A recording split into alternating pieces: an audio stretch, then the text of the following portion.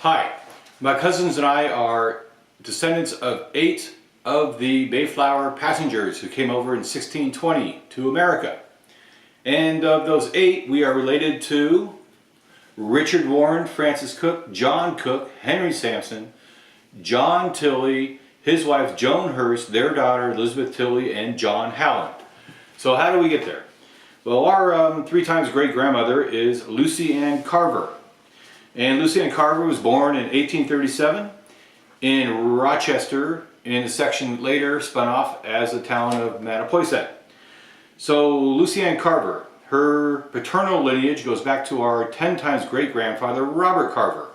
And Robert Carver was born in 1594 in England, and his father died in 1598, so he was adopted by John Carver, who is the leader of the Pilgrims, and also the Pilgrims' first governor.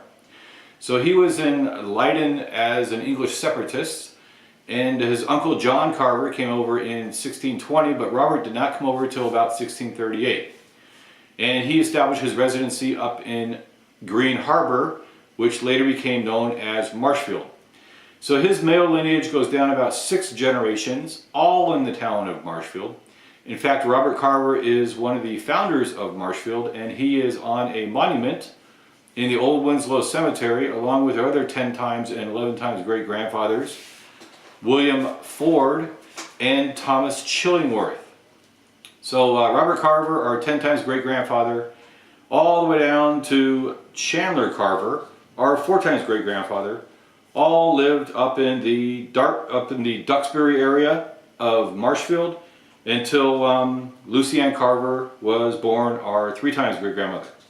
So Lucy Ann Carver's mother was Catherine Hammond. And Catherine Hammond, her lineage goes back to our 11 times great-grandmother, Elizabeth Penn, and her son, Benjamin Hammond. And they came over in 1634 on the ship Griffin. And although Elizabeth kind of stayed in Boston, Benjamin made his way down to Rochester, which later became known as Mattapoisett. And Benjamin's lineage goes down 5, 6 more generations until we get to Catherine Hammond. And so we got a lot of people living in Rochester, 6 generations of Hammonds. And all the other people that we're going to talk about today all married into the Carvers and the Hammond family of Lucy Ann Carver. So, we have the Carvers of Marshfield, Robert Carver. We have the Hammonds of Rochester, Benjamin Hammond and his mother Elizabeth Penn Hammond. We also have our Mayflower immigrants. We have Richard Warren. Now Richard Warren is our 12 times great-grandfather. He was the husband of Elizabeth Walker, and Richard came alone on the Mayflower in 1620. And he was a signer of the Mayflower Compact and also involved with the first encounter with the Indians on Eastham, on First Encounter Beach of Eastham. And Elizabeth Walker came later in 1623 with her daughter Sarah Warren, who married John Cooke. And John Cooke is the son of Francis Cooke. And both of them were on the Mayflower. And Francis Cooke was a Leyden separatist. He married in 1603 Hester Lebehew, who is a Huguenot of the Walloon congregation of Leyden. They left the Walloon Church in 1611 and became English separatists. So John Cooke was born in 1606, and his father Francis and John came to America, where John married Sarah Warren, the daughter of Richard Warren. Richard Warren. So we got 3. We got the Warrens and the Cookes and the Cookes. And they had a daughter, Sarah Cooke, our 10 times great-grandmother, who married Arthur Hathaway, and they had a daughter, Mary Hathaway, who married Samuel Hammond. So Hammond is the name. And the next one is Henry Sampson. Now Henry Sampson was only 16 years old when he was on the Mayflower, so he couldn't sign the Mayflower Compact, and he could not participate in the first encounter. But he did marry Ann Plummer in 1636. They had a son, James Sampson, and a daughter next, our 8 times great-grandmother, Priscilla Sampson, who married Samuel Hammond. Henry Sampson. Then we have the Tilleys. We have John Tilley, his wife Joan Hurst, and their daughter Elizabeth Tilley. So John Tilley and Joan Hurst came over on the Mayflower. They were English separatists. And John signed the Mayflower Compact. He was involved in this first encounter. And unfortunately, John and his wife died the first dreadful winter of the Pilgrims in 1620 to 1621. They had a daughter Elizabeth, who then went on to marry John Howland, also a Mayflower immigrant. They had a daughter Hope Howland, who married John Chipman, and John Chipman and Hope Howland had a daughter, or 8 times great-grandmother, who married Medaliah Bourne up in Sandwich, Massachusetts. And then we have John Howland. Now, John Howland was a young man. He was born in about 1599 in Fenstaten. He joined he joined up as an indentured servant to John Carver. John Carver, the first governor of Plymouth Colony. So he came over on the Mayflower. He signed the Mayflower Compact. He was involved with the first encounter with the Indians. He ran a trading post up in Cushnock, Maine.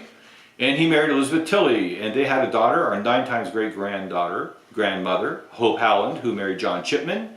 They had a daughter, Desire Chipman, who married Medaliah Bourne. They had a daughter, Bathsheba Bourne, who married William Newcomb, the owner of the Newcomb Tavern in Sandwich. And they had a daughter, Desire Newcomb, who married Dr. Alicia Toby. And they had a daughter, Desire Toby, our 5 times great-grandmother, who married Christopher Hammond. And then we have the Chipmans, and the Bournes, and the Newcombs, and the Vincents, and I won't read all these. But up in Sandwich, the town of Sandwich was established in 1637. It was founded by 13 people involving 3 of our 11 and 10 times great-grandfathers, James Skiff, Richard Bourne, and George Knott. And later on in Sandwich, we merged with the families of the Burgesses, the Perrys, the Popes, the Chipmans, the Fishes, the Tobys, and the Newcomb families. And then there is the town of Marshfield, which was first known as Green Harbor. And in Marshfield, we founded that town as well, with 3 of our 11 and 10 times great-grandfathers. Robert Carver, I already mentioned Robert Carver, Deacon William Ford, and Thomas Chillingworth. And also in Marshfield, we have the next generation, Deacon John Foster, who married Millicent Ford. So all these guys were a combination of farmers, deacons, ministers, preachers, protector of the Indians, traders, carpenters, owners of the first grist mills. They owned their own sailing vessels. They traded up and down the coast. They lived in Boston and Scituate and all sorts of towns. And they also owned the local tavern in Sandwich called the Newcomb Tavern. And, wait, what do we got? We also have in Plymouth, we have the Hathaways and Captain John Jenny, who was the founder of the first grist mill in Plymouth, which is a museum today. He had a daughter, Sarah Jane Jenny, who was born on the ship, the Little James, and she married Seth Pope. And they all lived in Sandwich, and eventually merged down to Dartmouth. And then Dartmouth spun off into a city called Rochester. And Rochester spun a section off to a city called Mattapoisett. So our relatives all lived in about 20-mile radius of Plymouth, including the towns of Dennis, Yarmouth, Barnstable, Duxbury, Kingston, Marshfield, Dartmouth, Rochester, Acushnet, and our final home of Mattapoisett.